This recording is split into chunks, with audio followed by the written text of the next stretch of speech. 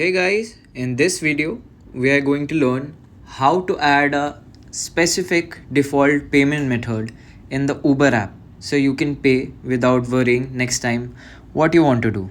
So let's start. Click on the Uber app and open it. Let it load. After loading, you can see here is a search bar. Earlier, the payment method was used to be up here with three dots, but now it's gone after the update. So what you need to do, just come back and click on the account option, which is located in here at the right lower corner. Click on it. Now your profile will appear, and what you need to do now is there are several options like help, wallet, trips, send a gift, settings.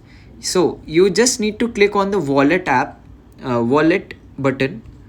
After clicking on wallet button, it will show you what available payment methods are right now. So this is Uber Cash which is 0 rupees, but you can add a gift card too.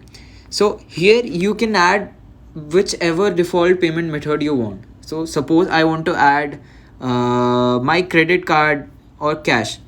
I can also add a voucher here if possible, if I have a voucher code that can be applicable. But I can also add payment method. Click on add payment method. Then here you can see we have the great gift card option, credit or debit card option. So click on credit debit card option, enter your details and then confirm. So it will add automatically. After that, you can easily go wherever you want and pay by this method. You can also submit some money in this Uber Cash wallet. So this is a very good way, and Uber also gives discount on this wallet section. So thank you for watching. I hope this video helped you. See you in the next one.